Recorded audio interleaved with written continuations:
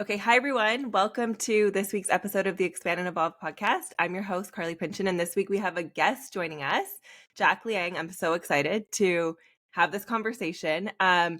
We don't really know where we're going to go with it. I feel like we can just talk about all things. I know for me, if you want to start by saying like what you do or who you are, you can. But if that's boring to you, just maybe what set you on this journey, because I know you do so much as like, what would you call yourself? An activist, change agent, right? Yeah, Like, yeah, basically. you do a lot of work in that space. And I think for anybody who ends up on a journey into wanting to help others, going down the spiritual path, doing plant medicine, doing things like that, like some catalysts typically happen along the way that push you in that direction.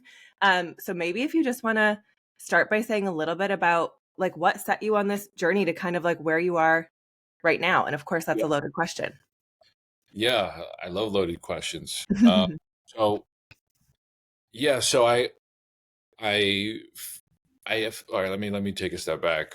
Um, so I was born and raised in Brooklyn, and you can't tell from the screen, but I'm 6'2", and I was 6'2" since I was 12. And there's Ooh. pros and cons about that, right? The pros is great. You're tall, you could play basketball, and I was playing.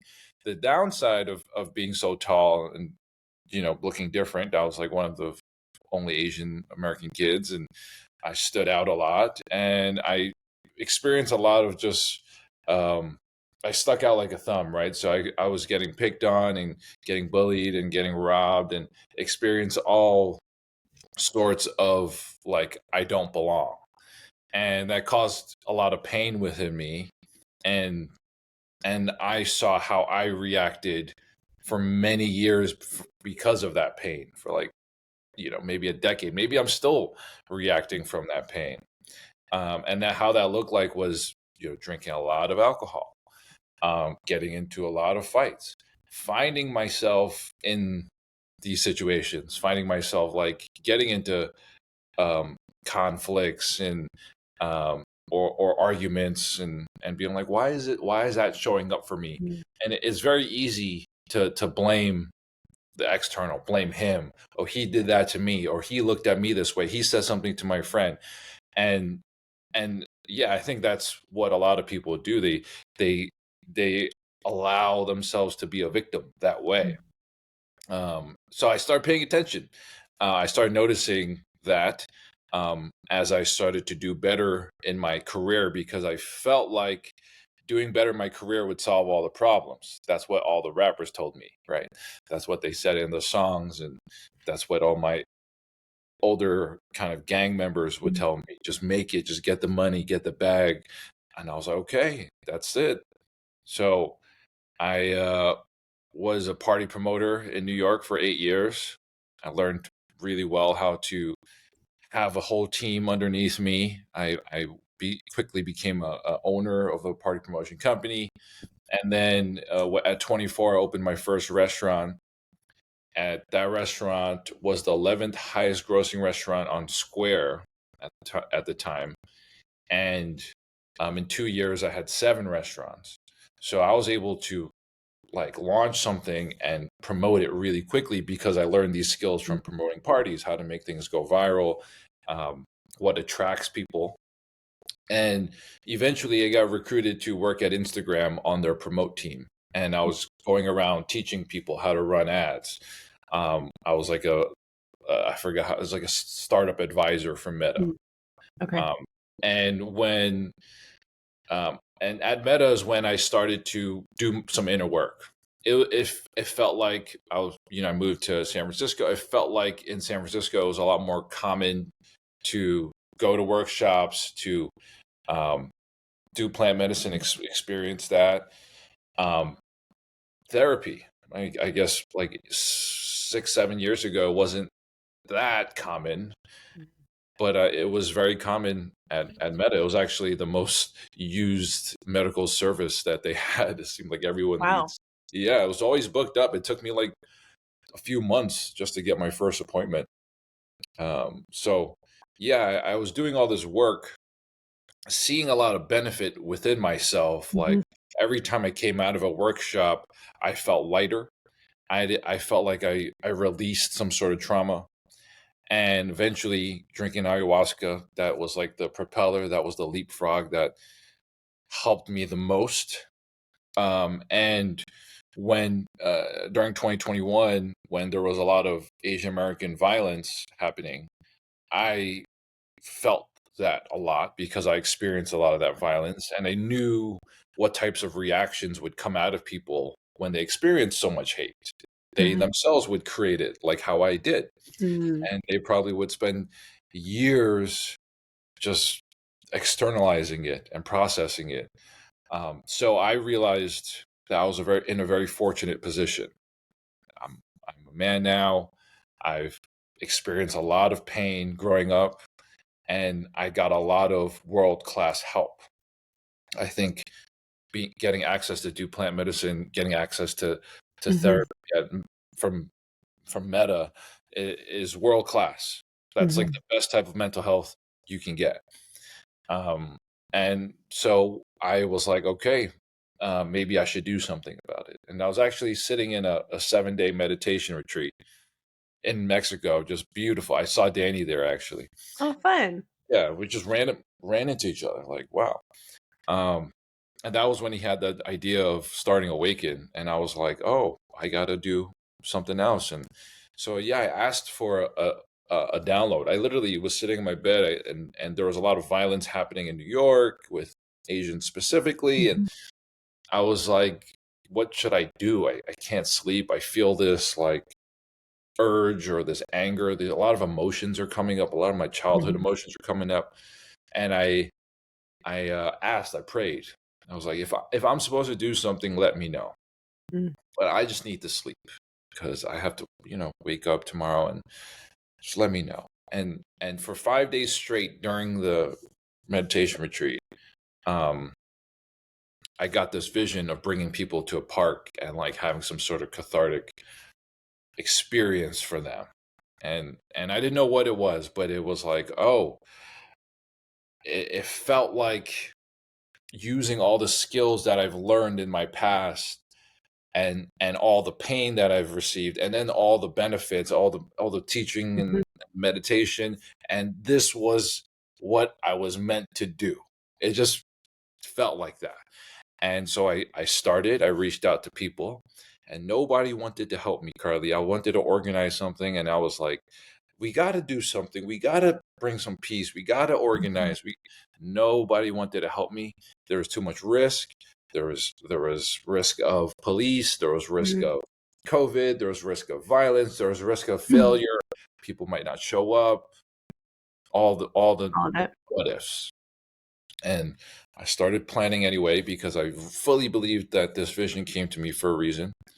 And I organized this rally. It was my first rally ever, and it was the largest recorded Asian American rally in history. And during this rally, it was like a musical. We had events, we had dragon dancing, we had MC Jin came and started rapping. We had Andrew Yang come and do like a little thing, and then at the end I led a meditation for these thousands of people. I never did that before, by the way. Mhm. um so yeah, that happened, and that just started attracting me to all these different causes Mhm. of people that needed help promoting their issues. For example, the Afghan community reached out to me, and how can they start their movement, how can Mhm. they organize. um and I feel like I was thinking a lot about this. It was a new reflection.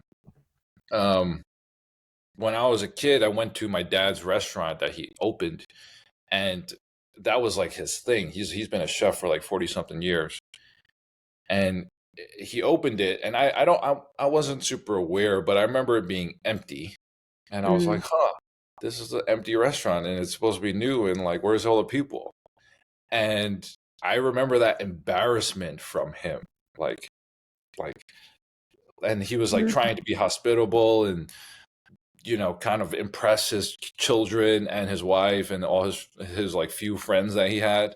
Mhm. And I remember that pain from him, and I figured out that I never wanted that for myself. Like, I Mhm. wanted anything I do that is my purpose, that is my passion, it would be successful from the start. Mhm.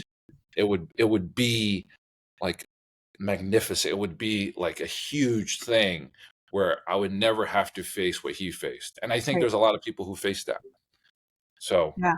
I'm on the process of like sharing these things with people. And like, if you have a passion and you want to share it with the world, here's Mhm. how to do it.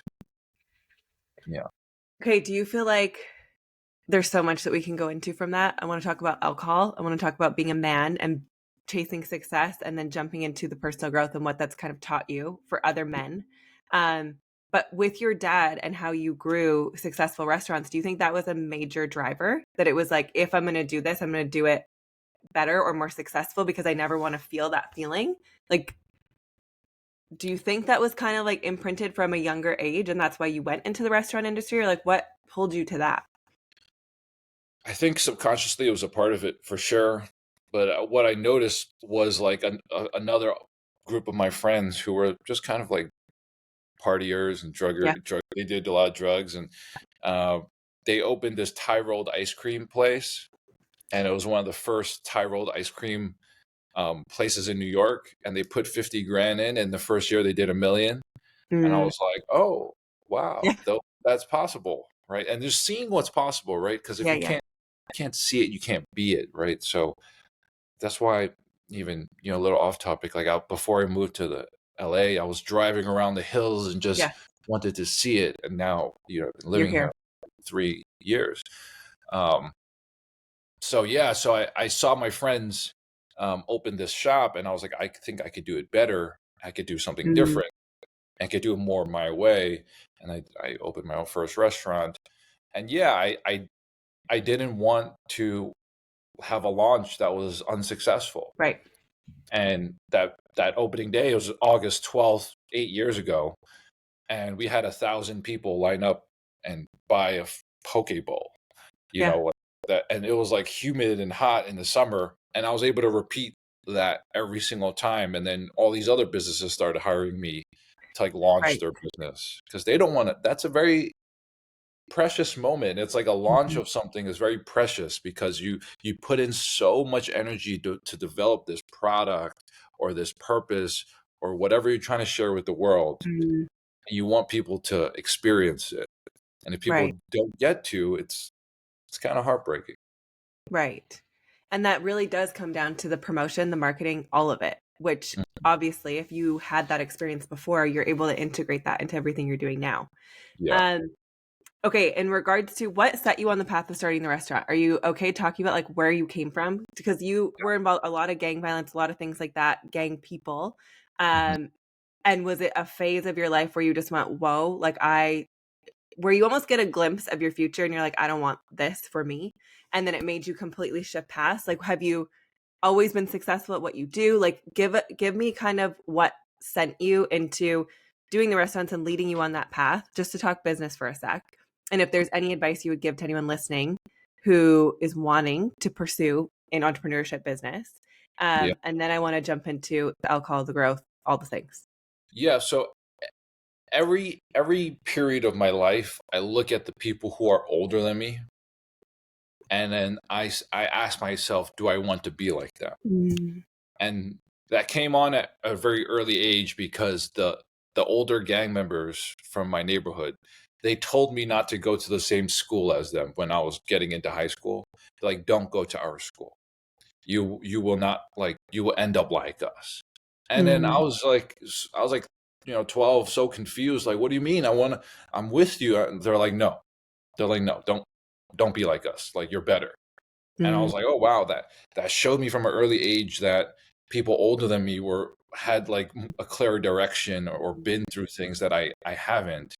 So even when I was in college and partying, I looked at these guys who were in their 30s and 40s, and they were still at the club, and they've been going to the club for like a decade, and I'm like, huh, like, am I gonna be like these people? mhm. Am I okay with that? Because in the beginning, when I was first entering this scene, I was like, oh, those are the people that I want to be like. Yeah, And then I yeah. had to really think about it. Like, do I really want to do this all the time? And I did do it all the time Yeah. for years. Um, yeah, and I guess back to your question, Yeah. or like starting the business. When I started that restaurant, I had $10,000 in the bank and I had college debt. I was 24. Right. I was a baby. And I just believed that anything I could do, anything I would do, I would hit it off the park because I had Mm, such a big email list and I knew how to promote things, and it almost didn't matter what the product was. So when my friends came to me and were like, "Oh, have you been to this restaurant? It's really cool. Like they're having lines out the door." I'm like, "Let's do that. mm, Let's do it." And mhm. and since then I've opened like 9 restaurants in my life. And then to me, it's like almost no big deal. Like I could open one Mm, tomorrow. Um, yeah. but now I'm in a different phase of my life because I've been doing it for 8 years. I'm like, I don't want Mhm. to do that anymore. Because at Right. 24, I had a goal of opening 100 restaurants, and now I'm like, I actually don't want that. Right. Yeah, Well, yeah, when you have to be willing to adjust, because obviously back then, when you started at 24, was it still like chase the money, chase the success?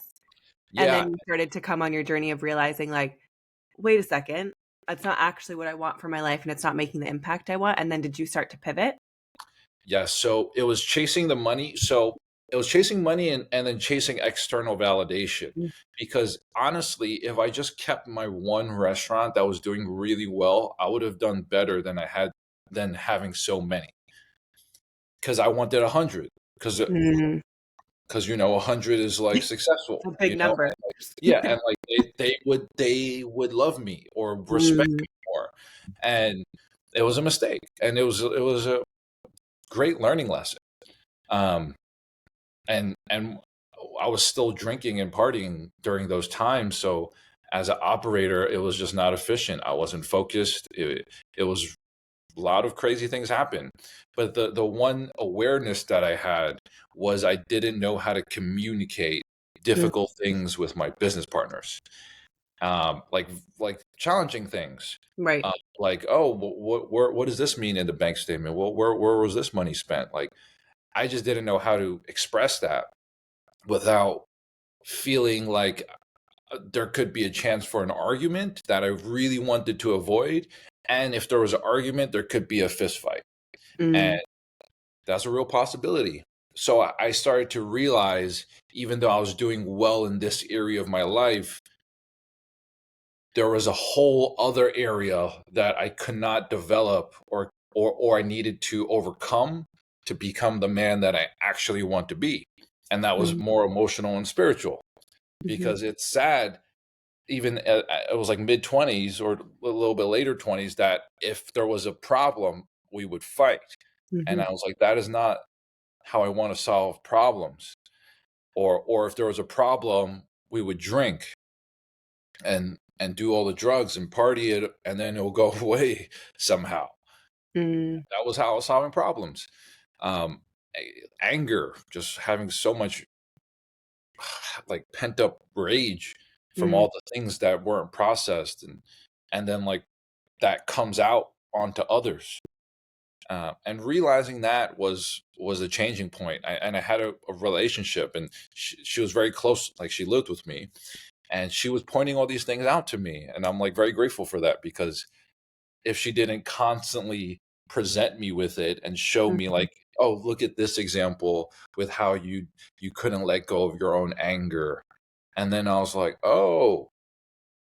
And in the beginning I didn't want to agree with it, and I was just like, yeah, whatever. But like slowly I started to mhm, process it and realize she was right. and mm, and she would tell me, she was from California. She was like, we're not like that in California. We don't fight. We don't do all these things that you guys are doing. And then I realized, California is actually more innovative than New York. I feel like California is where things begin, and New York yeah, is where things like really get the financial backing. And yeah. so, yeah, um, Yeah. yeah, Well, 'cause I know you said that where you started to realize, well, for one, you pointed out that you would avoid because you didn't want the conflict and that you thought there would be fights because that's what you learned in your mhm, childhood and growing up. And I think for a lot of people, I've realized that too, where I grew up, that when you go other places, you're like, oh, this isn't the norm. Where I grew up too, that's how everything was handled. You were either fighting, there was gang violence, there was group violence. Like there was just, that's how things were handled for those guys and how they grew up. So if that's what you're surrounded by, Right. that's what you assume conflict is. Where you start to learn, obviously, through relationship and other people, you're like, oh, you can have healthy disagreements or assert boundaries Right. and it not be having to be a fist fight. And so for you, I know she pointed out too with alcohol, and that's when you started taking a look at, whoa, I handle a lot of my, do you feel like you did it to kind of avoid, did you feel like you did it to socialize it? Like, what was your relationship with drugs and alcohol? And then how, like, what shifted in you for you to be like, I don't want to live like this or do this anymore? Because you've been sober or alcohol free for quite a while, right? Yeah, 4.5 years. Yeah. And So why don't you talk about that a little bit from like perspective of as a man too, how you use alcohol, what you used it to like cope with or why you kind of yeah, had a relationship with it. And then what brought you to realizing that it was better to just say goodbye altogether? yeah. So it wasn't just something that I was using. It was my identity. Mm, It was like, if because I was a party promoter for I was an owner of a party promotion company, so I was getting texts from like people visiting New York City. It felt like everyone, and they're like, "Where's the party? Where's the party? Get me in." mm, They would know that this was my section, and I would always have alcohol with me, and I would pour the alcohol in other people's mouths. I would pour it in my own mouth, and that would be the experience. And people knew and loved that experience. And that was harder because people loved it. Right? I was doing it for so long, and people sought me out for that. mm, And that's really challenging, because when it becomes your identity, and then when your identity shifts to like realizing that I don't want to do this anymore, a lot of those people go away. And then you're like, wait, don't go away. I'm still me. And it's like, no. And I've had to come to that conclusion. mm, And the realization was, I was drinking all the time and a lot because I had social anxiety. I didn't know how to be in a social environment and have fun, or just talk to people without mhm, being, a little buzzed. I just didn't know how to do it. And I see that pattern, right? mhm. Whenever there's a networking event or a thing, it's like, where's the bar? Where's the bar? And the Right. first thing you do is go to the bar, and then you can relax when you hold a You drink in. have that drink in your hand. Yeah, and it's like, Yeah. oh, yeah, now I feel normal. Now I feel like everybody else. And Mm, so obvious to me. It's especially in Asia and the East. It's like part of business culture. So even going there was so difficult for me to be like, yeah, I don't drink anymore. It was like, they're like, why? And I'm like, yeah.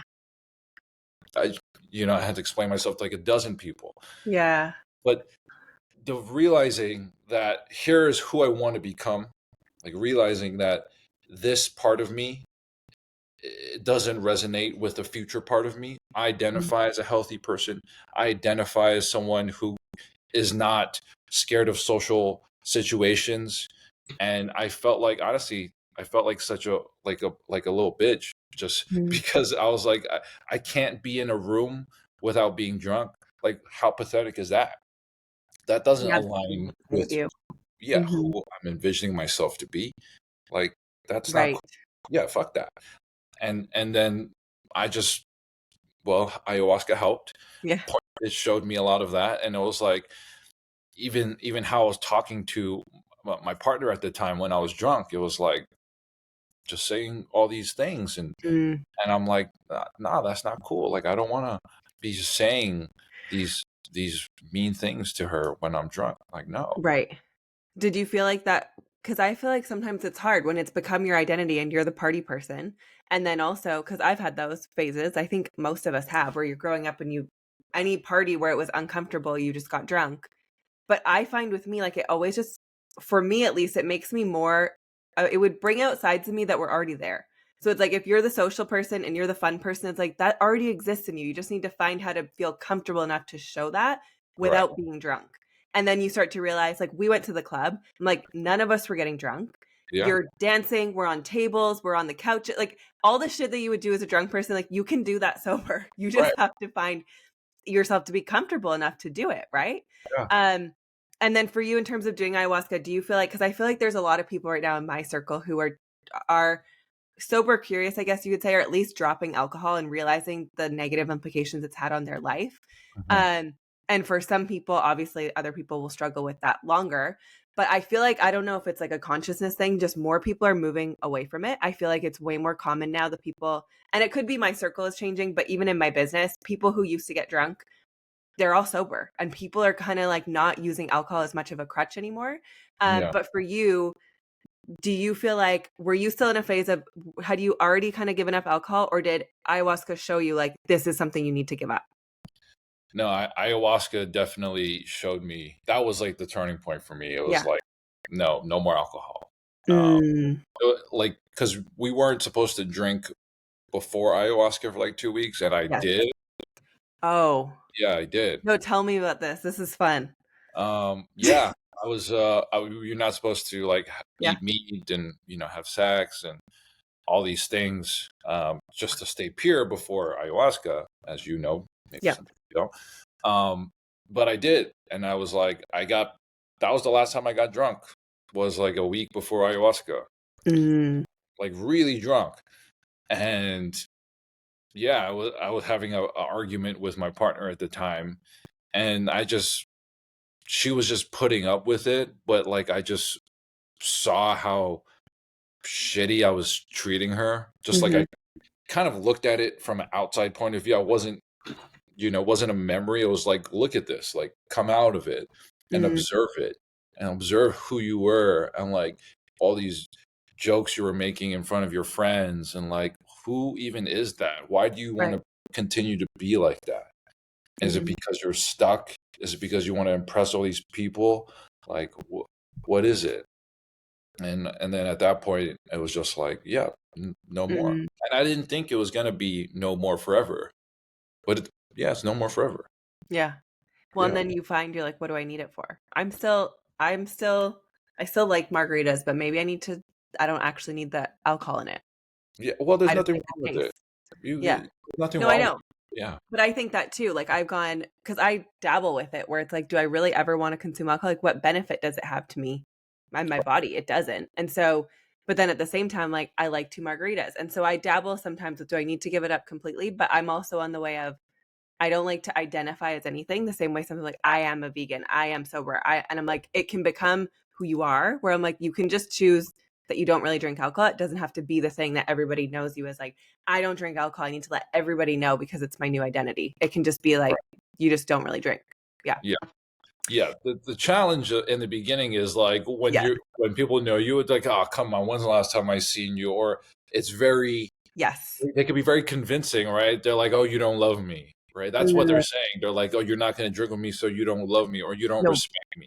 So legit it almost has to be an identity shift in in the the beginning. beginning, just to be like, no, I don't. Yeah, That's that's not. fair. And You to build the strength, right? Because I think if you're a really, really strong personality and you feel like you're good on that with everybody else, but if it's been who you are with all of these people, I get that you kind of have to make it that identity in the beginning to make it the firm boundary of, no, I'm for real. Like I'm not drinking. yeah, the environment wins over time, all the time. Yeah. We can never overpower our environment. If we love cookies and those cookies are sitting there for a long enough time, it'll just be a matter of time before you eat it. Mm, Same thing with everything. Same thing with so alcohol. true. And Yeah. then that makes sense why you do sometimes have to shift the environment and the people, because it's like if you really want to change who you are but you're still surrounding yourself with that group who's still doing the same stuff. Like Right. I have people in my life who I look back on from high school that if I was still in that circle, I'd still be doing the same shit. Like they're 12 years later still, like you said, we're 32 now, like going to the club every weekend, still partying. All they do is get drunk. Like nothing has changed. And I think being okay with that and knowing that if you need to start shifting out of your group because they're not where you want to be, it's okay. And sometimes you have to. Yeah. So good. Yeah. Okay, tell me about ayahuasca and people who we've talked about plant medicine on here sometimes. And I think maybe in the relation of how it connects you with God, spirit, all of that, because I think that's something I've been having conversations with friends recently who are still feeling very apprehensive or afraid and unsure about plant medicine. And I'm going for my first ayahuasca retreat in Costa Rica in November, but I have never done it before. I've only done psilocybin. Oof. And so for me, it's totally new. It's an experience I haven't yet had, but I have, I've heard enough stories that I can only imagine. Yeah. And maybe just like the beauty of what it did for you or what it helped show you, because obviously you were in a position where you were in a relationship, you were kind of being a jerk, you were still drinking, you obviously hadn't probably embarked on this journey the way you have since that point to who you are now. I know for a lot of people, they feel like once they do that, it shifts them so deeply in such a positive way. Like it changes everything for them, and it's a positive change. Like it's a change agent to push you closer to who you're really meant to be. Um, so yeah, Exactly. if you want to share anything on your thoughts of that journey. Yeah, and I think a lot of resistance comes from that because Mm, people don't like change. Like mm, there are studies where people stay in abusive yeah. relationships because they know what that's like and they think it's scarier on the other side. Hmm. Scarier outside of this relationship. Oh, it's just abusive now, but like it's not always abusive. And and to exit this relationship would be actually scary. Mm, And that's most people, right? Like yeah.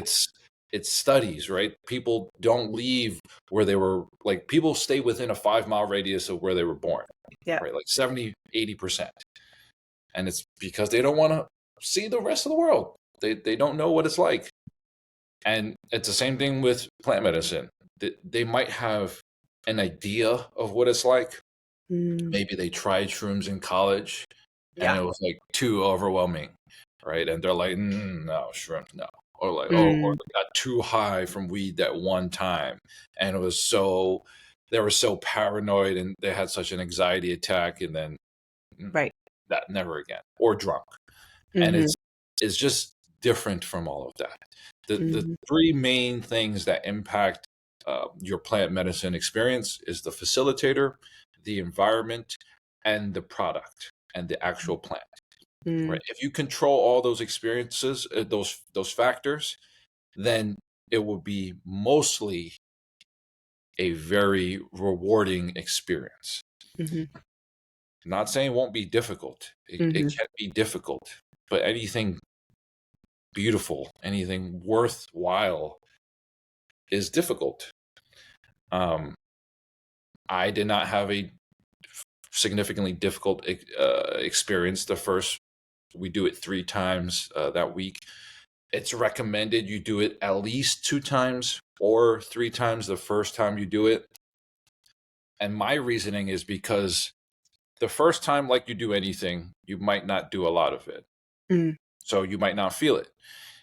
This is a spirit, right? Just like the water has a spirit, or the weed has a spirit, or everything has a spirit, has an mm, energy. So the spirit is getting used to you, right? It's like analyzing you in a way, and you're getting used to it. Like, what does this taste like? How does this react in my body? mm, And some people have reactions, and some people don't. Some people purge, and some people don't. I did not purge for the first 3 times that I did it. No. mm, So it's like getting used to it. That's why we want to do it for 3 days, is because the second you first day you do it, oh, okay, nothing crazy happened, or beautiful, or oh, that was tough. And then the second day you're like, okay, I can handle it. I'm ready. Your guards are down. Like you're ready to receive, right? You're not like mm. it's not this crazy thing anymore. Yeah. Then you're dropped in. And it's like that with anything. When your guards are so high, you can't relax. But once you relax, you feel safe. You could drop in, and then Mm, you might start having experiences.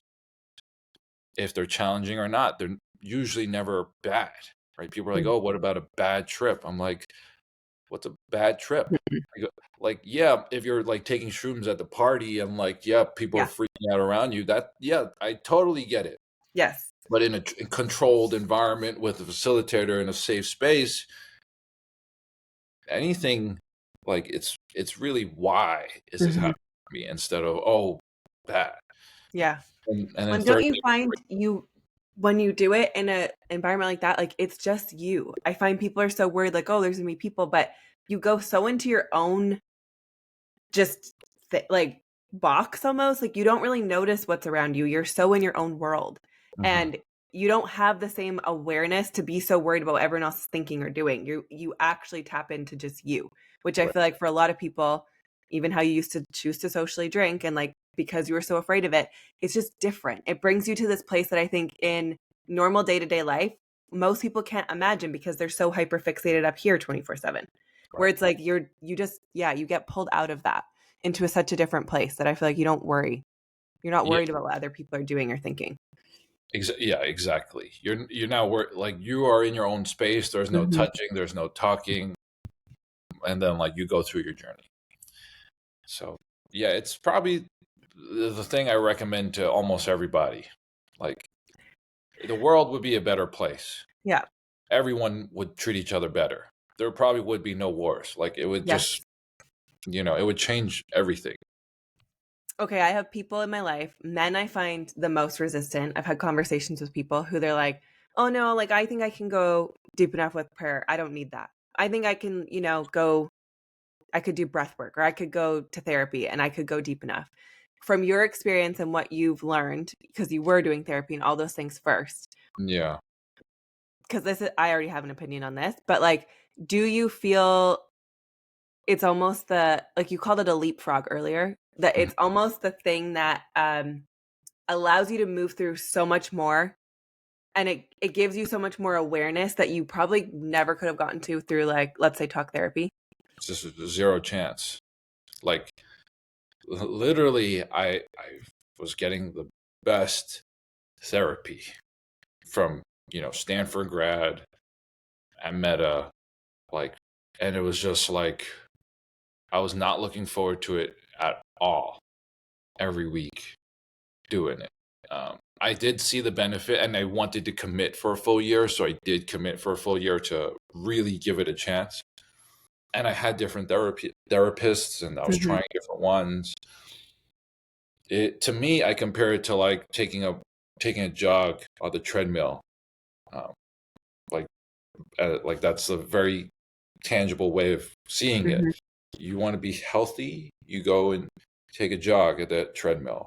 But if you're trying to like revamp and like develop significantly and get to another level of what Mhm. you possibly can imagine, there's nothing else that I've experienced. And I've experienced a lot, Carly. I've been in week-long meditations. I've studied at Stanford. I've studied different programs, Joe Dispenza, Tony Robbins, Landmark, Hoffman Process. I've spent over a year in Asia with Tibetan lamas and Buddhist monks and in the Taoist places. I spent 6 days in the dark. I, Ooh, I I want to talk about that too. yeah, I've done so much, and Yeah. it's like, no, this like they all help, Yeah. but nothing is like leapfrog where you are now to where you should be or what you should be looking at. And Yeah. like I've done it significant amount of times now, and it's like even still I'm learning new things about my relationship with my dad and how I hated him, and and my relationship with women and how I was dating very carelessly and the impact that I was causing them. And it's just like these things, no one can tell me that I Mhm. like they should, no individual person can be like you're dating too much and you're impacting these women in a negative way. And I would listen to them because I'm like, who the fuck are you to tell me Right. something? Like look at your dating habits. It's probably not good. Why should I be listening to you? Right. But when I'm in the medicine and then I'm like actually feeling their presence and like feeling my impact on them, I'm different. I know I Mhm. don't date like that anymore. And then Mhm. I look at my dad and I'm like, "Oh, why like no person could be like you should apologize or you should tell your dad you love him." I'm not going to do like fuck you. Like why would I do that? Like I'm not going to that's weird. That's Mhm. uncomfortable. And I drank ayahuasca in January, Mhm. done it a bunch of times now, and it told me to write a letter to my dad. And Mhm. him and I don't speak the same language. He speaks Chinese. I speak English. I can't barely speak Chinese. So I Mhm. wrote him a letter on ChatGPT and I translated it. And then I gave it to him. I left it in his car. And that was the first time in that I've I could ever remember that I told him that I appreciated him and I loved him, ever. Mhm. And it's just that wouldn't have came from Without a ayahuasca. meditation or a therapist. It wouldn't. Right. Yeah. Wait, with your dad, how did he receive that? Was he able to receive it? I don't so my intention was like, I'm going to leave it in his car so he sits with it instead of doing it in front of him, because I Mhm. know he might not have the emotional ability to just like process that, Yeah. especially if I'm in front of him. And I was like, I'd rather him just do what he needs to do and like be in his own car and maybe take his time reading it and reading it again. And I also convinced my sister to do the same. Mhm. So when I begin to heal, my sister begins to heal, and now the love is spreading throughout the family. And there's a Chinese saying that if you cultivate the self, then your family, then your community, and then the Mhm. world, and it has to be in that order. Can't leapfrog. Oof. Okay, wait. There's so much here. Because I think, especially in this space, I think people jump in, they start healing, and they're like, oh my God, I want to help everybody. That's Right. everyone's. And you hear them say this, especially I hear this in Danny's program. People will talk, and I'm like, oh my God. Like, even in integration circles, I'm like, can you please fix yourself before you're trying to fix everybody else? Because you can feel it, right? Their energy of it, where you're just like, ugh, like there's a lot of work that still needs to be done. Can you repeat that once more? I want people to get that it's like you have to focus on the self, because even right now I have so many women. I went through a separation, and so I've attracted, obviously you attract what you are, so many Yeah. women who are struggling in relationship, struggling, deciding what they want to do. And I keep repeating to them, like, yes, you can do the therapy, you could go to the relationship stuff, but ultimately both of you are at a crossroad where each of you needs to focus on you. And by really truly focusing on yourself and your own growth and your own relationship with God, yourself, whatever, it's going to translate exactly like you said with your sister, where you were able to, you focus on you, you're able to share that, translate it with her, it inspires her, she goes on her own journey, and then it starts to impact the whole family. I feel even within relationship, this is kind of sometimes a critical point, is that both of you need to stop focusing on like what each other are doing wrong. And it's like, you do you, you do you. And it's most of the time, if you're meant to be and things are healthy, it will pull you back together. um Absolutely. can you repeat those four one more time? Yeah. So it's cultivate the self, and then your family, community, and the world. Mm. It has to be in that order. Okay, I love it. And Yeah. that's even for you, like if you bring it back to creating the rallies and then helping other people. It's Yeah. like you focused on you. That's what you Yeah. had to do. It impacted your family. And then Yeah. you're able to bring that to community. And then what happens when you build community? It starts to impact and change the world. Change the world. Literally a So movement. good. Literally a movement. So good. Okay, wait, Like, where were we going with your dad? What were we talking about right before that? Ayahuasca. Oh yeah, okay. So I feel like, okay, you've already said this, but I think for men in general, I have so many men that my friends tell me and their relationships and whatever, and they're so worried about it all. But do you feel, because I even think I'm like, just go do ayahuasca, just go to a retreat. Don't worry about all the therapy and the men's groups and the this and the that. Like, go do it. But is there a step you would recommend if people are super afraid and feeling so fearful to do plant medicine? Is there something you'd recommend to try first that could almost like baby step you in? Or do you feel like the first time you went and did ayahuasca, you were just like, oh, whatever? I mean, you'd done drugs before and drank yeah. a lot of alcohol. So I feel like anyone who's done that, me too, I'm not really afraid of being under the influence of something. But is there anything you'd recommend to someone who's feeling so afraid to do it, but they know it could be the most powerful thing to really help them and shift the trajectory that they're on? I really don't think there's anything that people could do that compares. Mm, They could do some breath work. They could do what I did. They could be in like, they could go to be in silence for 10 days.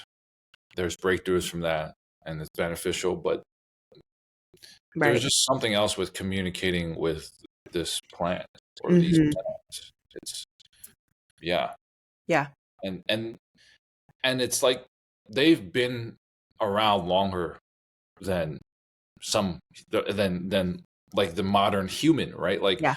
Like ayahuasca, it was 2,000 years ago, Hmm. like that they've discovered this, right? And it was really only given to the shamans to teach the people, and the Yeah. shamans would understand it, and they would heal, and then they would deliver the message, and they would speak to the spirits, and then talk to the tribe. And same thing with mushrooms. Mm. The first ever written word of mushrooms was in a Taoist text over 5,000 years ago. And it's like, well, duh. Like, Mm. yeah. And so was, How do you think you find that peace? Like that's even for me, I'm like, I feel so connected. I've always loved nature, but even doing psilocybin the couple times I've done it, I'm like, my level of peace, love, awareness, and appreciation for just a simple thing like a tree and a leaf.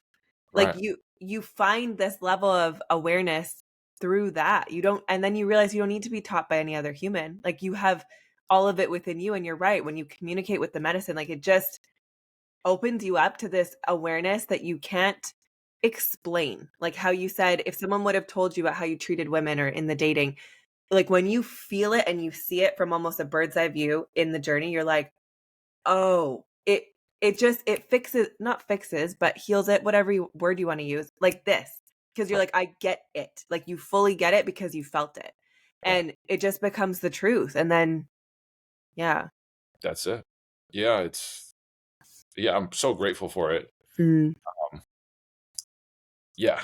I think everybody should do it. I think people are mm, running out if they don't do it. It's kind of like spiritually, I mean, how there's no other way I would believe that these spirits mhm, are real.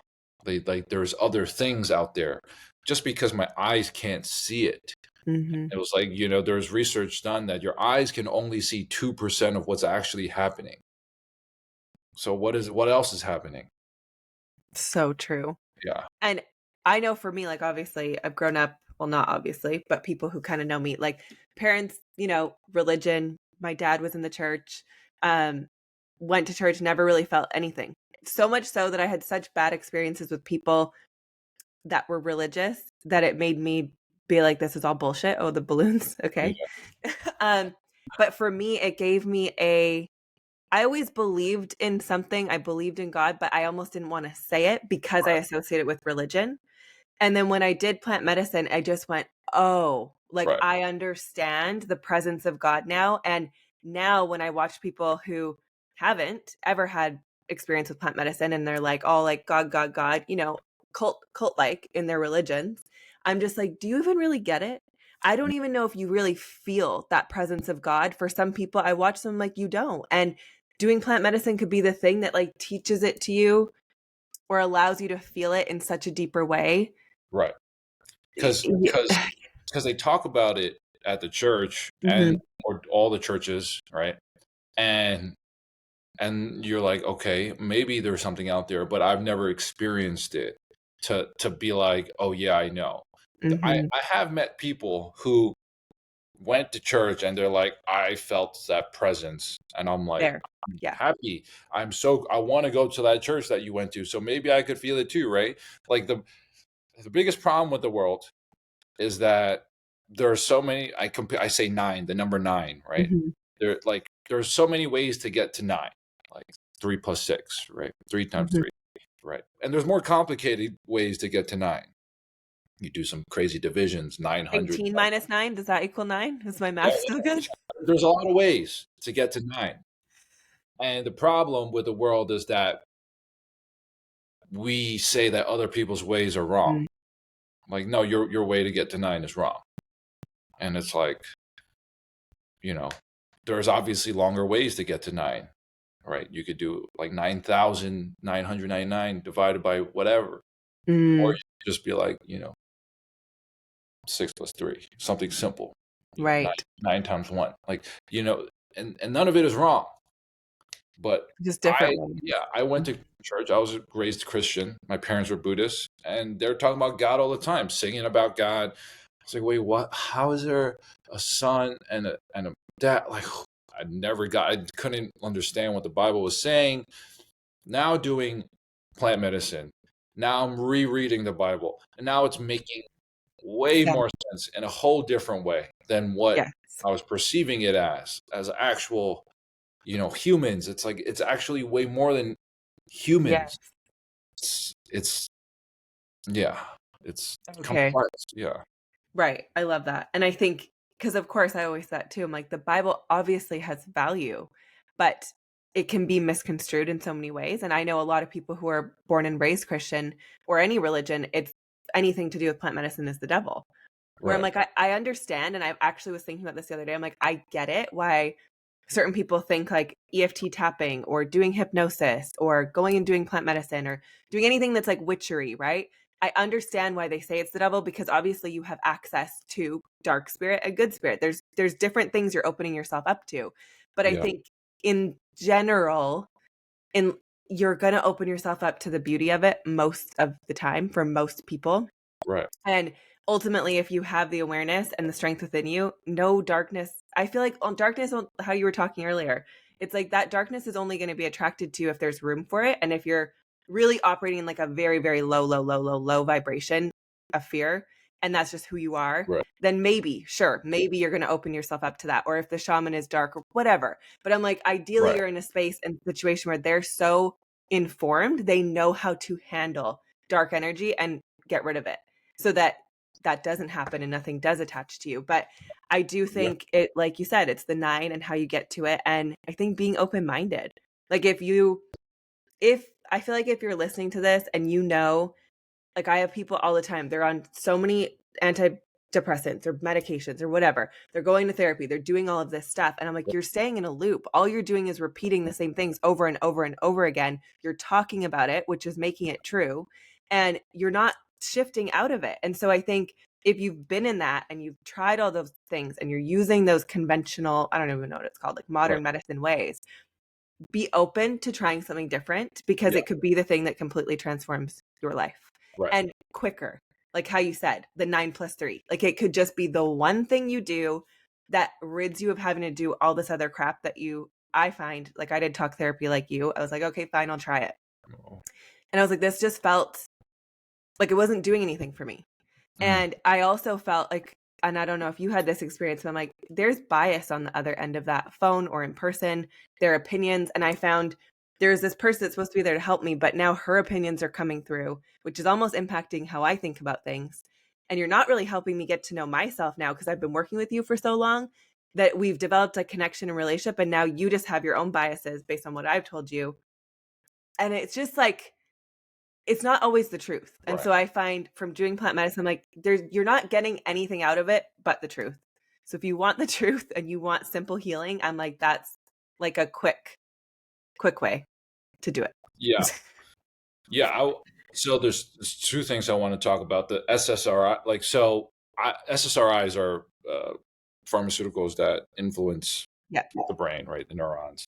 And they're antidepressants, they're Adderall and things like that. So I asked a group of people who was on, like, who I was bringing to drink ayahuasca, and 30% of them were on something. And I was just like, damn. And these were all mostly Asian people. And I was like, wow, that's so surprising to me. Mm, And one lady, she was on the biggest dose of antidepressant, and she had a really hard time like stopping it for however the dieta the week or two before. hmm. And she had a very challenging time during her week. It Hold was on one sec. So before you do ayahuasca, is that recommended to get off all pharmaceuticals too? you got to talk to your doctor. Of course. You have to But talk. is that sometimes in the dieta? It's Yeah. fully recommended to not be on any SSRIs. Okay. Yeah. Um, so yeah, and then she was having a hard time, and she wasn't always listening, and she was not always wanting to show up, and but she did, and I made it a priority for her too. Like I cared about her a lot during that time. And maybe a month or two later, she sends me the most beautiful text message that she's completely off of this antidepressant that she was on the maximum dose for. And it was like, wow, like, by inviting her, she changed her life, even though at the moment she didn't like it, or she was not having a good experience or whatever. Completely changed her life. She has kids, their kids are like 7 and 5, and their lives are changed. Mm-hmm. Right. So that's a possibility. Right. And me Mm-hmm. receiving that message, I was like, wow, how grateful Mm-hmm. am I? And yeah. And the second thing I want to mention is about the devil. The Mm. Pope recently came out literally like a month ago and said the devil is not real, and all matters of the devil is within the heart, or something like that. Ooh, And I was wow. just like, wow, That's yeah, advanced. that's some. I think people are ready to hear it. Yeah.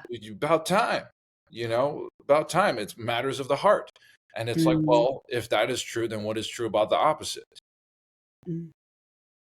If he's speaking truth, Mhm. and if the church was controlling, like the church was doing a good job of like teaching people how to be people, how to Mhm. have, be in integrity, be a good father, be a good mother, Mhm. whatever.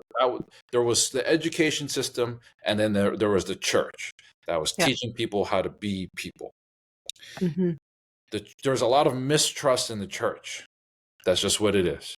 And Yeah. people are seeking new ways to learn how to be people. Mhm. And I think the best teacher are the plants. Mm. They're, I'm biased. I'm, Mhm. I rather work for the plants than work for the people, Yeah. because I don't think at this point that the plants will betray or manipulate or do anything to me. Mhm. However, there is concern because, like tobacco, right? There's a lot of talks about like tobacco used to be a sacred Yeah. product and still is used in a sacred way for clearing and meditation and all these different formalities. But now, when the Western society has, Abuse taken, it. yeah, and capitalized Mhm. it and made it into addictive product like it is, that Right. is an example of what can happen. Ooh, ooh, ooh, hold on, because they add nicotine to it? Yeah, So it wouldn't have been addictive, just tobacco, how it's used in traditional sense, is not really it won't be addictive, but because they've added nicotine, is that what makes it addictive? I'm sure it could still be addictive, Yeah. but people are using it in a not pure way. And Right. the same thing for cocaine, right? Mm. Cocoa leaves were used in different forms to as a plant medicine, to stay Mm. awake, to be used during ceremony, in songs, and then something happened to it where it's now Mm. used as a product for addiction and consumption and parties. And Right. it could go away, where I'm hearing a lot now where they're, think about these pharmacies or these Pfizer or one of these companies. Mhm. They would love to put ayahuasca in a pill. They would love to. Ooh. They would love to. And Well, I because it's becoming people are getting aware of it, and it's like, as more people have awareness to it, they're gonna be like, "How can I capitalize on this?" right. And just based on what happened with tobacco and cocoa leaves, I Mm. don't think it's a good idea. Of But course. who knows, right? Who knows? Right. Um, yeah, so a lot of interesting things are happening. Like they're putting in microdose sprays, and Yeah. I also think it's a different Yeah. thing than tobacco and cocoa leaves. I think it's way more powerful than Yes. those plants. Um, so who knows, Carly? Who knows what will happen? Oh, but that's like a good thing to have awareness to, because even right now, how mainstream it's becoming to microdose mushrooms and how easily accessible it is, where I'm like, it's sad because I think of the plants where I'm like, I almost think of them as people, and they're like, they're just there to support you and help you. And I know so many people are microdosing now, but I'm like, that's such a different experience than laying and going on a journey to really connect with you. Right, You're doing it and you're engaging with the world right, or your people or whatever you're doing. And I'm like, that is not the same experience, because I've done both. And for I've sure. microdosed and then been at like an event and I'm like, this is the worst ever, because I'm feeling everyone else's energy around me. And I'm like, if I'm with my core people, it's fine. But all you people I don't know, like, I don't like how this feels.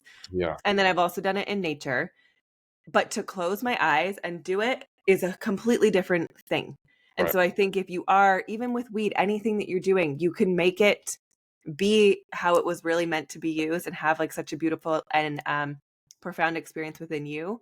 But it depends how you use it. And like anything, of course, you can start to abuse it. Just the way mushrooms could be something you do once a year for awareness, now you're microdosing every day because you're still chasing something as a distraction to take you out of really feeling and dealing with what's going on within you. Exactly. So to be mindful of that with anything. Okay, any last thoughts? Do you want to talk about, what did we not talk about? We talked about alcohol. Maybe just being like, what would you say to men listening? Because I feel like lately I have a couple more men that are listening and women who are sending this to their men. Mm. And just in the sense of how you had to take the steps, like in your last partnership, you realized you weren't being great, you know, you had to find that self-awareness. How do you feel like that will impact future relationships from the work that you chose to do by having the courage to go in on yourself, like as a guy? So the work that I've done um, will allow me to actually attract a partner who is good for me, for Mm, the truth of who I am. Whereas in the past, it wasn't like that. It was a need that I probably had from a childhood wound, from maybe love that I needed from my mother, or love or validation that I needed from the external, my mm, friends, and I needed their approval. I wanted to be celebrated, and that just doesn't matter anymore. I mm, don't care about that. When I'm looking for someone, I'm looking for someone who is a fit for me and my desire of who I want to be. And we can cultivate a relationship that's a different entity in a beautiful, harmonious way. Right? That is what I've discovered. And because of that, I haven't been in a relationship in 4.5 years, same time I left drinking alcohol. Um, mm, um, with men, it's very tricky, right? There's a huge problem right now with men where in the major cities, the coasts, women are at 30 who are single and don't have kids are making more money than men, right? And it's probably for a good reason. Women are better at the workforce, they're better in college, they have better grades, right? And men mm, are better at the extremes. So at the extremes of chaos and war and killing and things, and then the extremes of brilliance like Elon and Zuck, and like, right. that's where men lie. So there's a problem there, because in these situations where women are making more than men, in the relationships, there is a higher rate of erectile dysfunction, there's a higher rate of female dissatisfaction, and a higher rate of divorce, Mm. and separation. So, Hey, hi, it's me. yeah. So, Yeah. yeah. So, how do men figure out how to be valuable and nurture and supportive in the relationship without just money? Mm, And that is going to be a huge shift in the world. hmm Like, huge. And it's tricky because I don't know what's going to happen. The Taoists, they talked about shrooms and weed, hmm knew about the internal organs. They're the ones who taught me about non-ejaculating and things like mm, that. They know a lot about different things, um, how different emotions relate to different organs, things like that. right. And even now, the Chinese doctors in China, they still look at your organs. This is when they put their fingers on the Mm, different part. That's how they measure the organs. interesting. Yeah, they Okay. still do that. So all the major problems stem from organ health, and all those organ health issues stem from emotions. So they knew that when the Mayans said in 2012 the world would end, hmm and there was like a shift in the world, that it didn't end, but the star that it was Right. angling towards was a masculine star.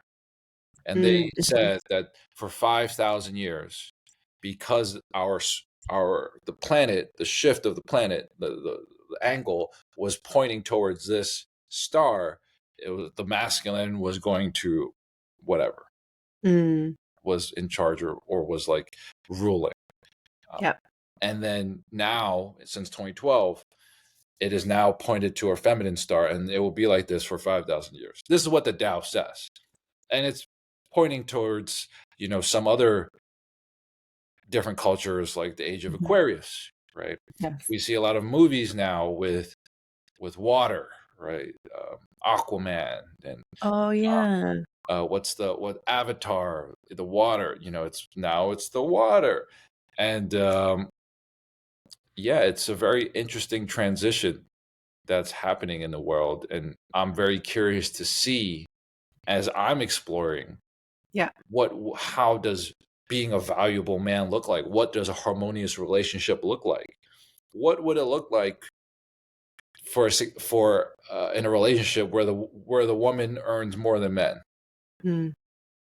Like, what would that look like?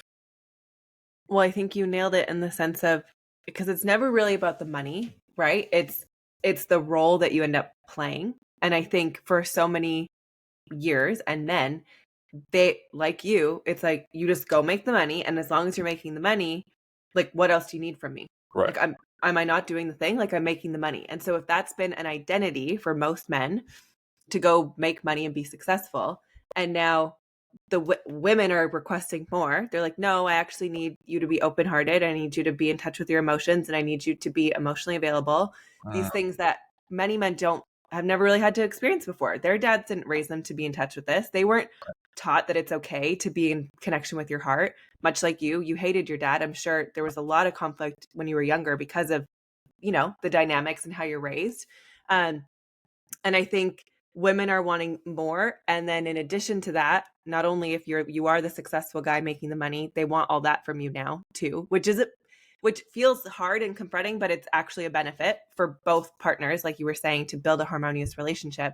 But then on the flip side, women are making more money, and now you have all these men that are feeling worthless or not valuable because they don't make enough money. And so it's like this weird shift where I agree. I that makes sense with the star and everything shifting, because we were living in a very masculine dominated way of being.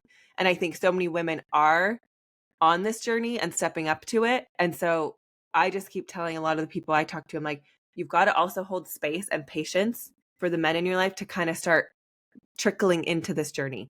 And Mm. um yeah, I don't know. Wait, you said something that I wanted to know about before we kept talking. Your darkness journey before we end this, I want to know Right. about that, like staying in the dark, what you learned from that. And then maybe just connecting it to, because obviously anyone, I think, as you go on this journey, I was talking to my friend about this earlier, and I said, we understand how much our childhood relates to partnerships, who we were chasing, the relationships that we wanted, our relationship dynamics. When you've done the work, you start to get this. But for a lot of people who haven't made those connections yet, they don't yet get it. And I feel like there's this space of feeling bad, because it's like, no, my parents were great. No, I love my parents. No, my parents they did so much for me. But I'm like, yes, that can be true.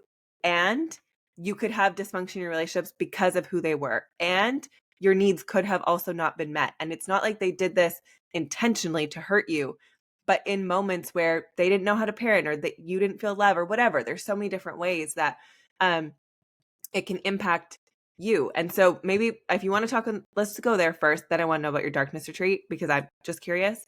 But for you, with your parents, when you started to acknowledge this and realize this in the relationships that you were seeking, or the validation or dating or whatever, what was it? What have you learned that the relationship with mom, what you were either missing or going after? And then dad, like how you feel, the biggest takeaways you've noticed about relationship with mom and relationship with dad, and how that was impacting relationship in general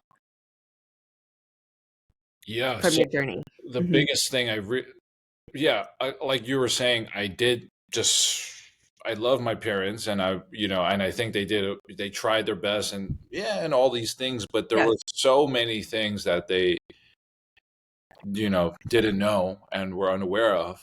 Um, I think my mom instilled a lot of fear in me because she was always worried about something happening. Mm, And I can't comprehend what it's like to be a mom, but she definitely was just always worried, always very protective, and very fearful about a lot of things. And I'm mm, noticing that because now I have a niece who's one, and my mom is like treating my niece with a lot of fear and like, you can't do this, you can't do that. Mm. And I'm like, oh man, she must have done the same shit to me. And Mhm. how did that manifest in my life? And how does that look like? And then I'm like processing it. Yeah. Then I look at my dad, and my dad was like that man. He was never home. He was just out making the money. And then as long as he made the money, he was just, that was it. That was all Yeah. that was his expectation. Go make the money, go pay the bills. Okay. Mhm. And Did you ever see love between your parents? Are they still together? they're still together. But I never really saw love Mhm. between them. If anything, I saw more like resentment from him of her. Like, he didn't want to be seen with her. He was always like embarrassed of her, or he couldn't control. Like, he would yell at her, and then I would notice that from Mhm. me in my relationship, and I'm like, oh crap. Like, why am I acting like him? And it's just what it is, because by the time we're 7 years old, Mhm. 90% of our brain is already programmed. And that is the shittiest thing about life. By the time we're 35, 95% of our thoughts are the same.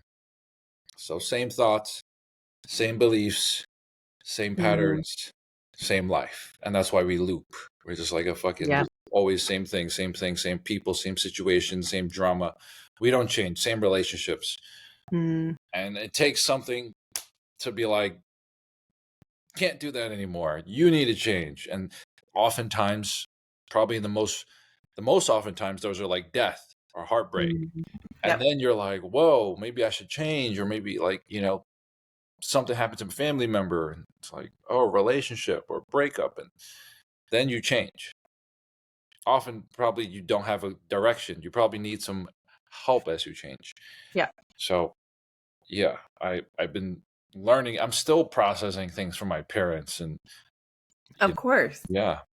I feel like that's part of the journey though. I feel like I went in it for me, and then as you go deeper, so much relates back to your parents. Yeah. And and you start to notice things, and that was my big wake up too in my relationship was I went, "Oh shit, like if I don't do something, I'm literally going to live out what my parents have done, and Absolutely. I do not want that." And so I noticed it, and I went, I have two kids now, and they're watching and they're learning how they're going to navigate relationship because of what we're showing them right now. Right. And not that it was bad, it wasn't like toxic, but it wasn't healthy. The same way that you never saw love, I didn't see love between my parents. All Mm, I saw was resentment.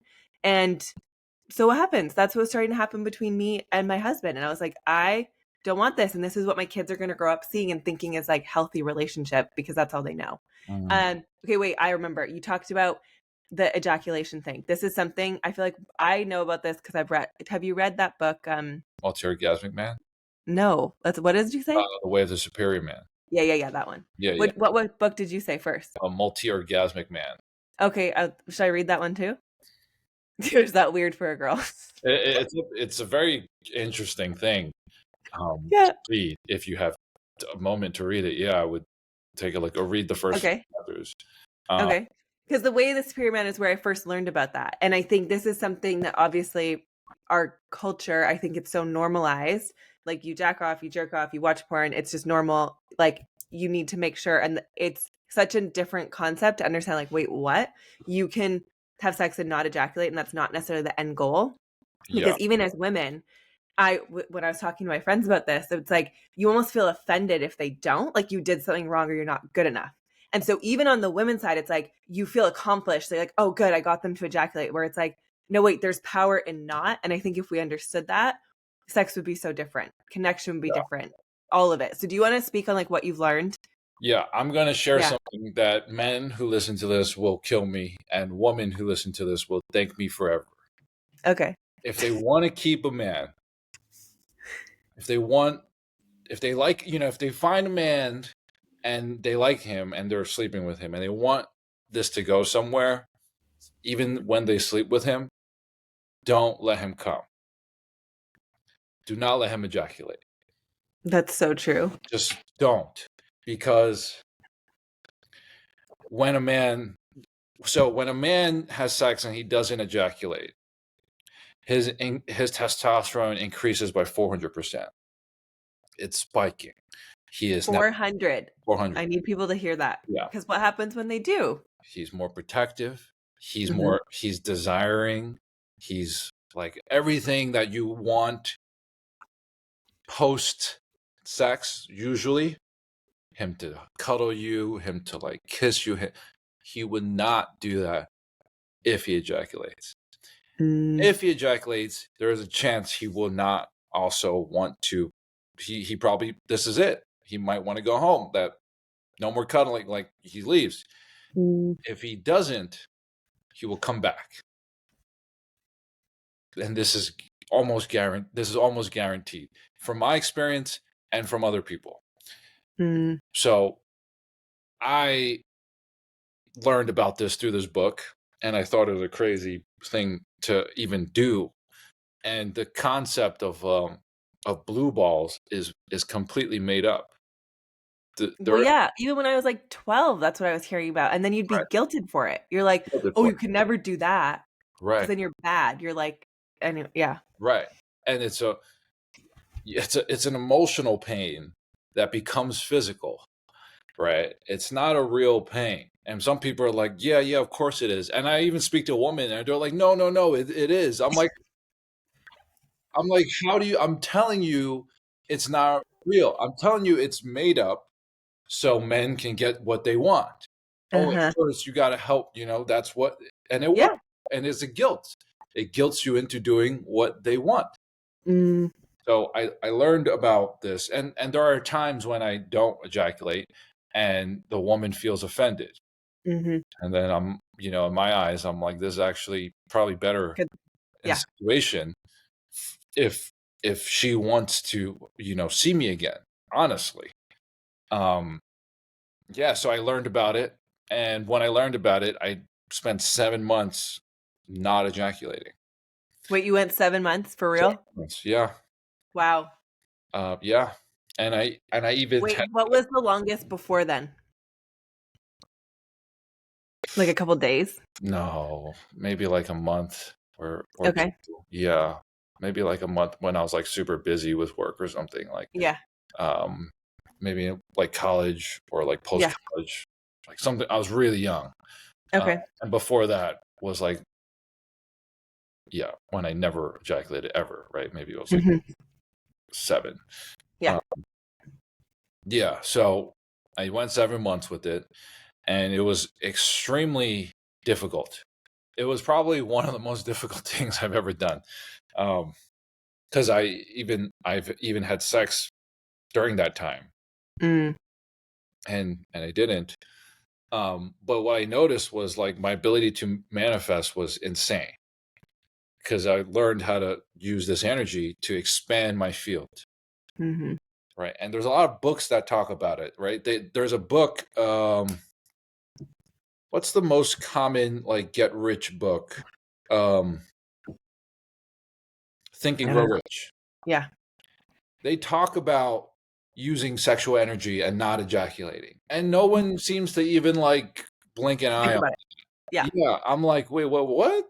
Like what? What is this? It's only two like a page or something or two about it. But this is like the most read self-help book Right. of all time. And they talk about this, right? So when people think I'm crazy, I'm like, go look at the freaking Think and Grow Rich book, right? Mhm. And essentially what it does when you're not ejaculating, but you have to learn this technique. So I went to learn it. Yeah. Is you essentially you circulate the energy into your pineal gland and back into your kind of lower stomach area, because your lower stomach area is what carries your life force. This Yep. is like that's where the baby is when you're having it. This is where energy could be stored. When energy is stored up here, you can't sleep, you have too many thoughts, it gets overwhelming. Or when it's stored in your genitals, it feels like it needs to be released, Yeah. right? At least for man. So Mhm. energy should be stored in the lower stomach area, kind of below your belly button, and that's for men and women, right? Mm. And when you learn how to circulate your energy, it's called how do I call it? Uh, I don't remember the name of this Right. technique, but you circulate it, Yep. your field begins to expand. right? Because we all have a field. We all have this aura. Some people Mhm. see field. Some people feel it. That's why when someone comes in a room, even though you don't hear them, you're like, oh, who's Mhm. there? So you begin to expand your field. And in this field, if you create and manifest and like feel the feelings that you want, it's a quicker way to manifest. I'm not saying everything Mhm. happens, but it is better. You become more powerful. Become And powerful. I always say it's kind of like your magnet of attracting what you attracting to you becomes bigger. And Yeah. it is. There's so many things about this, like how your sexual energy is related to manifesting and creating because it's life force and life force is creation. And so if you want to pull things in, you can use your sexual energy. And a lot of people, we don't know that. And Right. think of our culture. It's like, make sure you're, watch porn every day and it's normal and ejaculate. Yeah, because it keeps you like here. You're Right. not powerful. Why? So even Yeah. for what were you to say? Yeah. Like, why would they allow that? Like, why do they want that? Right. Because here's the secret. Every single social movement in the world, revolution, anything requires fit, strong men ready to fight. Mm-hmm. And like when you're playing games for half of the day and then you're jerking off, you're not equipped to start any fucking movement. So if people want to keep you in control, here's some sugar, here's some games, and here's the all the fucking porn you can imagine. Imagine. Mm-hmm. And if you want to develop spiritually, emotionally, physically, stop eating sugar, right? Stop spending all your time in front of like a TV Screen. screen playing Mm. games. Stop watching porn. If you just do that, you're Life will significantly change. you're just outpace most men. You're already more advanced. And Which how sad is that though? That like this is American society though. Like Canada, America, whatever. yeah, This is normal.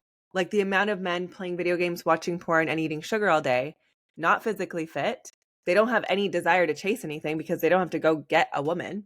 right, And then they're getting all of their aggression out now, not even through moving through like a game where they're like shooting people. It's right. so insane. And like the impact that this has on the development. And if you're a mom listening, please pay attention to this if you're raising boys because I know even for me it would be so easy to just let my kids play video games all day and like keep them away from me and like keep them busy. But I'm like as a mom you need to, and as a dad too, but it's like you are the one that has to control that. We're living in a world where this is so easily accessible, but it literally destroys their brains. And Yeah, I don't know, have you looked into this with pornography and kids and like how they're watching it like 10, 11, 12 years old and now they can't even get an erection with a real right. girl at 12, 13, 14 when you should have an erection very easily because they don't look like the fake girls in the videos. Yeah, It's crazy. I I experienced that. I grew up in the age where I watched my first porn when I was 8. Oh. Yeah. Okay, wait, let's talk about this. We're going long, but I love this. If Yeah. you have time. Yeah, cool. Yeah, I watched porn because I hear like Tom Bilyeu talk about it. And he's so grateful that he didn't grow up in like the porn era because he would have been watching it. Mhm. And there's no It's one so to. addicting. And It's that's the thing too, like no shame because it's so addicting and it hits pathways in your brain that are going to pull you in. And then it's you finding the control and ability to move away from it. So anyways, okay, you were 8. yeah. I was 8, and yeah, and I watched porn, and I was like, that was the most fascinating thing I've ever seen in my life. Mhm. It was just like I've never seen anything like it. And then I had porn up until however old I was. Always had it. It was like a friend. If I needed it, I have it. If I'm stressed, Mm. there it is. And then you become dependent on it. And most people, even people in their 30s, Mhm. like I speak to them. And when I tell them, like, hey, I don't, ejaculate, I choose when I want to do it. It's just so crazy to them. They're like, what? Like, oh, I have to do it every night. Like, I do it every night, or I do it every other day. Oh, I can't go a day without doing it. And it's like, fuck. It's a loop. It's It's fuck. just another habit, like drinking your coffee in the morning. Like it becomes a thing you're dependent on. Right. So, Mhm. yeah, this is a whole thing.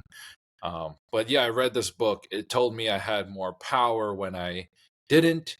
I went to study with this man for 6 weeks. I spent 6 weeks with this guy in Thailand to learn all the things about why I shouldn't do it and how to control it, and how it, when you bring the sexual energy up, it actually heals the organs.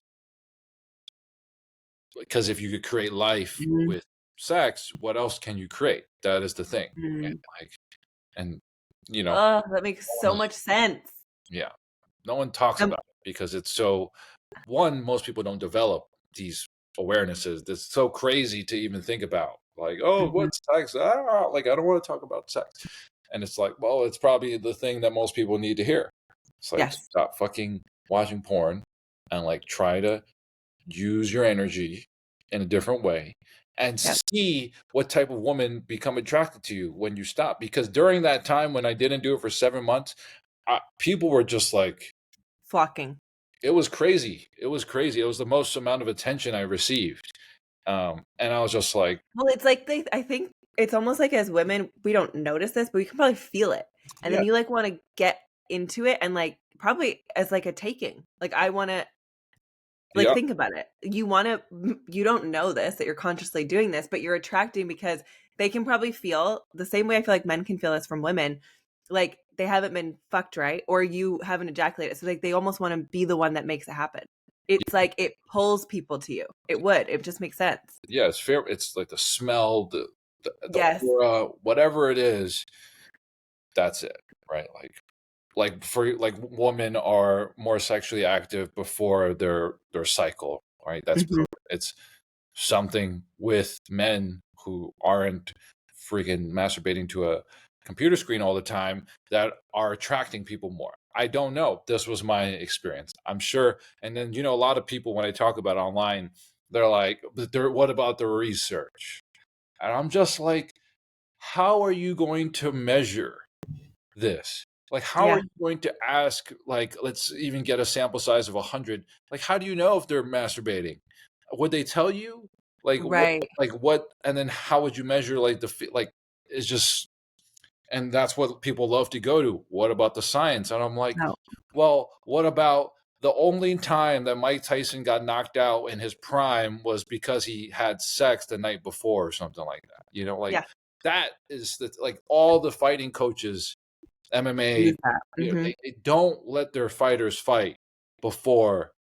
They don't let their fighters have sex or Yeah. essentially ejaculate before Well, this was even growing up any sports, like any sport. really competitive sports, they always said that, like, stay away from girls, you're not having sex, you don't wanna be ejaculating, like, it takes away your power. And so Right. if it takes away your power physically, that just makes so much sense. I'd never heard that before, that if you recirculate, it can also heal your body, but it makes so much sense. Like, that's how powerful that energy is, and that also makes so much sense why our society normalizes porn, has made everything about sex, because they want you just having sex and thinking that it's normal to just do it with anyone and have it a lot, Mhm. and it's not benefiting you. It's like depleting you. Yeah. So much sense. Well, Mm. I would even challenge people to eventually, you could even, like, if you have a partner and you feel safe, you can do it and try not to ejaculate and see Yes. see what happens. See what happens in the woman because they feel like they didn't do their job and, like, like they feel like unsuccessful. I've seen this from Yes. people who are like, "What? But what is it? Is it me? No, we have to meet up again and we Yeah. have to do it." And it's like, you It's know, like a deeply ingrained program in both of us. Like you need to that's the end goal for you is to ejaculate, and for the women it's like you have to make them. yeah. But Yeah. And and I even for the men, see what happens. Like, yes. don't do it. Don't come, right? And don't ejaculate and see how you Mm. are as a man. Like what happens to you. Okay, I have a question. Have you gotten to a place, because I know they say this, that you can have orgasms without ejaculating? Have you gotten to that place yet? Yeah, I've done it. Yeah. And what's that experience like? In case a guy's listening, he's like, this guy's fucking crazy. But like, I mean, they think I'm crazy already if they've yeah. stayed this long. But it's, yeah, I've done it. It was very interesting. It was a Yeah. full body kind of experience. I think women have a lot of full body experiences when Mhm. they're orgasming, so it's possible. Um, Right.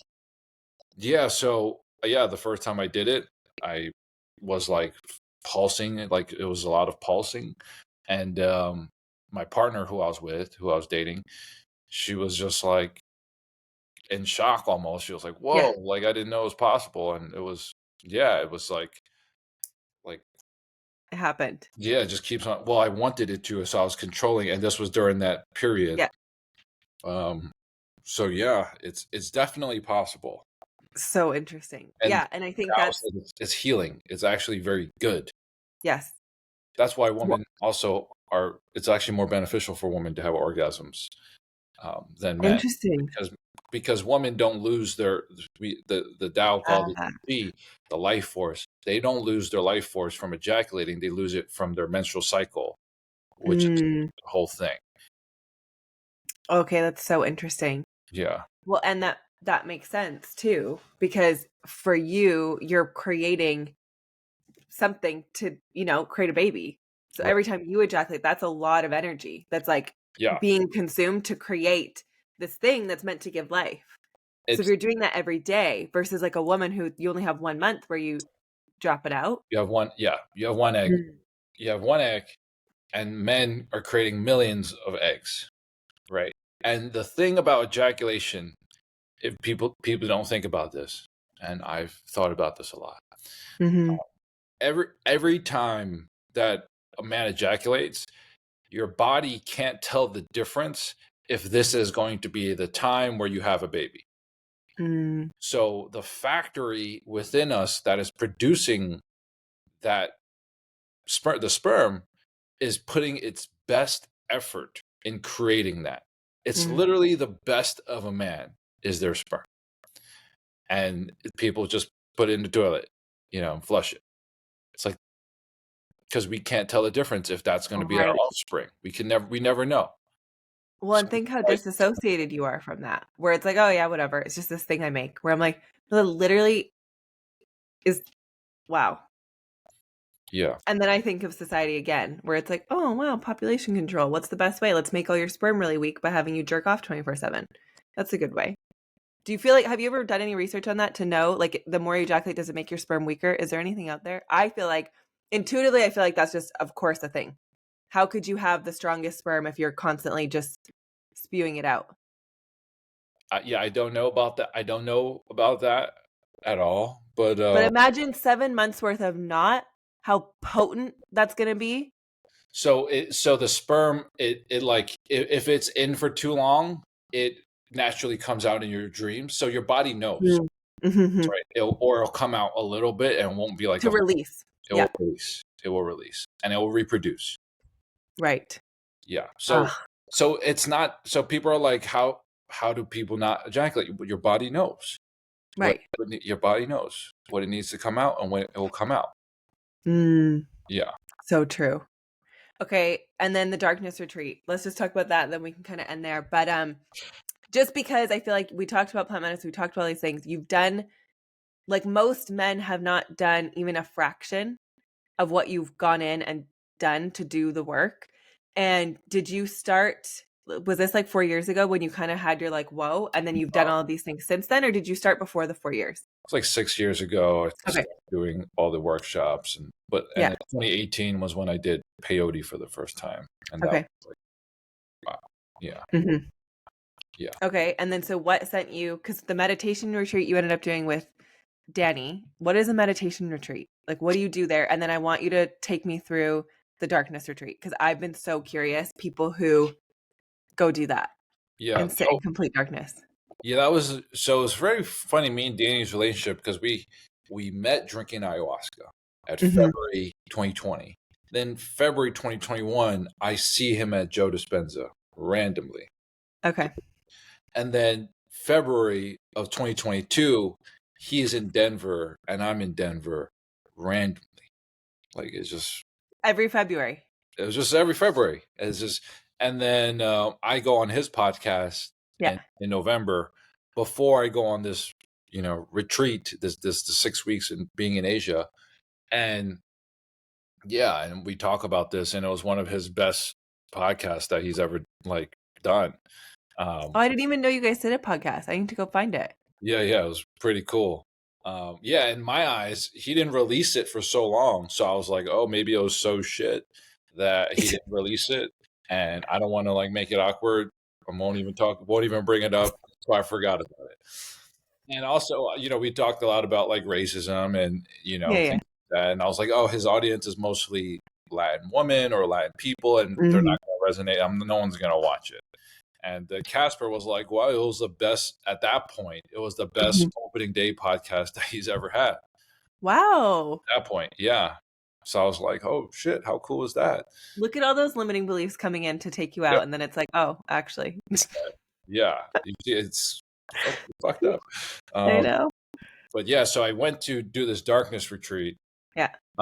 with this guy who wrote these books about non-ejaculating. He learned about all these organs, and in this specific retreat, you have to spend 4 weeks with him to learn how to work with your organs before you could enter the dark. And I didn't know that this is what I was going to do. I was just there to spend maybe a week or two with him. I ended up staying for 6, Mm. and the last week was dark. So I we learn all these tools and techniques, and there's this thing called tumo breathing, and it's where people learn how to steam, right? So in Mm. these monks, like in the Himalayas, they put wet towels on their backs and they steam, and they have competitions to who can dry the towels And fast. you use it from circulating body heat, like getting your temperature up in your body? Yes. Okay. Through organs, and there's these different like pipes that run through your organs like this way. So and like so and the energy from the organs travel through these pipes, and this is just going to sound a little bit crazy to a lot of people, but we're moving like our water energy and our fire energy in these areas, and it just felt like essentially in 6 weeks of work in one sentence, we're using this fire energy to heat up the water energy, and the water energy was steaming our organs internally, and that would Mm. essentially clean our organs and like Mm. clear the organ, because steaming anything is like cleaning, right? That's steaming food is Right. like cleaning. So you're steaming your organs, and that's what we were doing in the dark for 6 weeks. No, 6 days. Yeah. Okay. So we're in the dark. We're doing the steaming, and we're blind. We're blindfolded. The whole place is dark. All the windows are shut and boarded, and like you can't tell what time it What is. time? Mm-hmm. You can't even see a sliver of light. You can hear the birds, so oh, it's daytime. Oh, it's like yeah, that Wow. yeah. Wait, were you in a room with people or so like alone? So I was in a so we there. It was in a building, Yeah. and I had my own room in the building. And Mm. some people shared rooms, and I was just like, can't do that. Give however much it costs, just fucking charge me, because I don't want to. I can't spend a week in the dark with somebody else. Like That's weird. that's a little weird. Uh, Yeah. Like yeah. what would happen? Would you end up becoming companions because you're so lonely, Well, snuggling? you can't talk. Right. It'd be so hard not to talk. Can't talk. You gotta like. Yeah, I empathize with what it's like to be a woman, because I was peeing sitting down every single time.